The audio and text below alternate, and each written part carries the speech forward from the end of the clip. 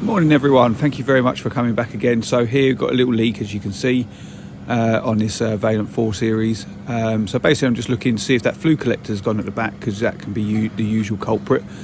But yeah, no, it's actually that condense elbow there. As you can see, there's a little split and it's gone very weak. It's just one of the things that happens over time. I keep bits and pieces from other bits and like jobs and all this sort of stuff. So yeah, as you can see on there, there's a tiny little split on one of these bits here where it's just got weak. So I'm literally just going to swap it over and job done. Right, so back in the van, and as you can see, this is where the split is. It's just literally just on where it's been bent round, and it's just become weak and brittle, and it was very soft when it was warm, when the condense was going through there. So yeah, it's just what it is. So luckily I keep bits from other jobs that I've done, heat exchangers where it's not needed this or something like that, and that's just how I've built up sort of like a van stock or whatever. But yeah, happy I kept that part, because yeah, it's got me out of trouble on this one. So yeah, on to the next one.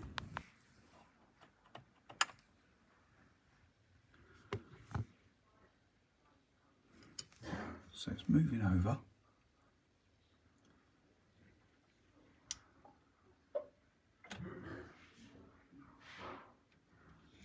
Okay, it's now, it wasn't doing that a minute ago. Let's turn it off. I think that body is very stiff. Oh, it seems to be okay though. But it wasn't bringing the pump on a minute ago. Okay, so yeah, this is absolutely sea solid.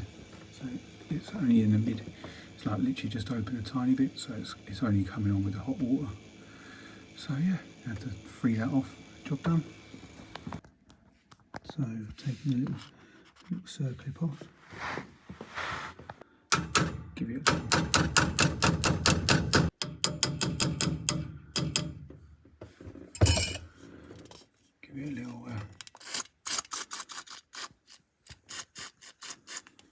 spray up.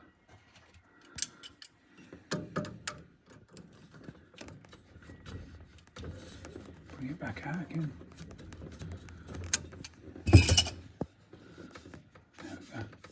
Lovely and free.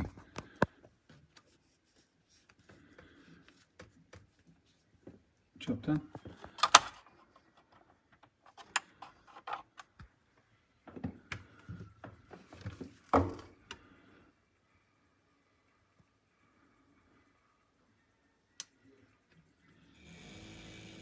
Lovely. Just so we can see it retract a bit quicker.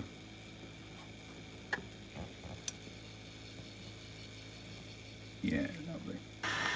Right, so we've now got heat coming through now. Before, to get the heating on, what was I thinking to do was put the hot water on, because this valve was locked in that sort of like mid position. It was able to get the heating on, but the valve wouldn't bring it on its own.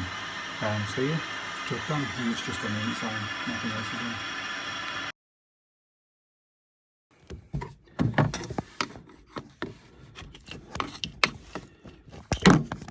I'm literally in shock. I just come out of a just like a service and just like a repair on a boiler, but the repair was literally just to top up the boiler. The guy didn't know how to top it up or whatever. But me and the guy were chatting, and I said, look, all you got to do is get down here and do these two valves that are under the sink. And he goes, oh, I can't get down there, you know, at my age.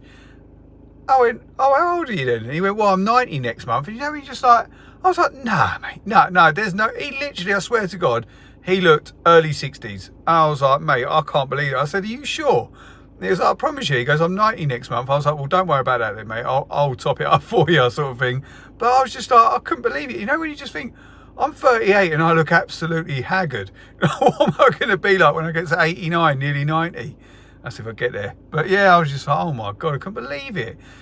So yeah, sorry about that. Next one. I'm sure everyone knows by now, but I don't like these boilers. But the customer was reporting that the boiler was banging after a little while. As you can see, the pump speed was low. I thought it might just be that that there might be air in the system, but no, the pump just wouldn't speed up. So swap it out, changed it over for one of the new black UPS ones, Yeah, it seems to be firing fine. I did have to clear the filter because I noticed that it wasn't returning very well. Filter water was black, solid, loads of chunks in there as well. And it's just one of them Fernox ones, so I gave it a good bang and sorted that out. So hopefully it's all good now. Last job of the day, turn up to this boiler. It's about R4, and I see that it's a left-hand block leaking. I was thinking, maybe I'll just order up the parts and come back. But I had one in the van, and I was like, okay, let's just get on with it. I've never done a left-hand block. I've done a couple of right-hand blocks, never done a left-hand one. So yeah, as you can see, draining down, isolating everything, undoing all the flow and return pipes, and literally just going to start stripping it apart and getting it out. It is a bit tough to get out, I must admit, the actual whole manifold. I think I ended up having to take the gas pipe out to allow enough room for it to come out, to get it off the bypass. That was the hardest bit, was getting it off that bypass. But other than that, it wasn't too bad. So what I normally do is I normally just crack nuts, let air get into it and start draining it out even more throughout the drain point on the boiler.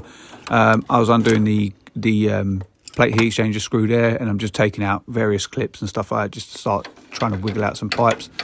So this is the hot outlet pipe, so just give that a good pull off, and it should come out. Yeah, there we go. But these seals, I mean, once they're on, they are sealed solid. So yeah, they are very tough to get out, and it's this bypass one here that I just found an absolute pain. If anybody's got any tips, stick it in the comments, please, because that did take me a good, I don't know, 10 or so minutes to get it out, and a couple of beads of sweat and a couple of swear words, but we got there in the end. With regards to washers and stuff like that, just change them over. It's not even worth taking the risk, and with these parts they come with the all the washers in there anyway, so it's not even worth taking the risk of a fibre washer going on you. So there we go, there's a little pack that it comes with. So yeah, new pipe in there, and then we can move that into place. As you can see, the fibre washer popped off, so just going to put that back on, wiggle that back into place again, and then the hot outlet pipe again back in place, put the clip in, and then wiggle that back into place and put the nut back on again.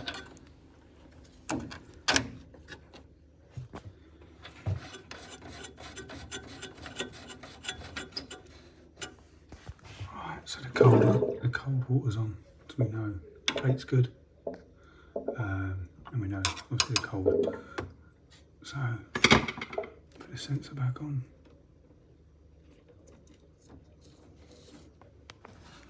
I keep bits in like this just because I like to keep it as real as possible, and that we all forget things. I got way ahead of myself, and yeah, just completely forgot about this this return nut up there.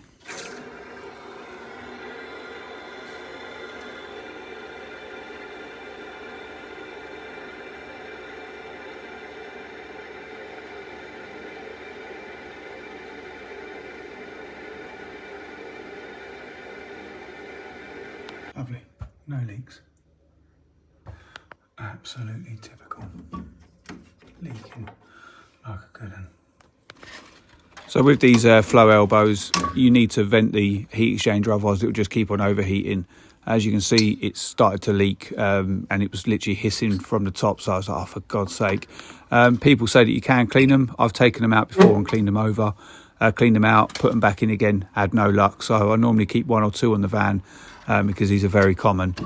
With regards to washers again, don't bother, using the old ones. Just, they come in the pack, so just swap them over, because you will notice that they are slightly bigger, like as in fatter. So before they would have been like slightly flattened off. The new ones are a lot nicer and round, and they will make a good seal. It's just not worth taking the risk, in my opinion. So yeah, fill it back up again. Another day, another week, done and dusted. Please, everyone, thank you again for liking and subscribing. If you haven't, please subscribe. Let's keep this growing. Thank you very much, guys.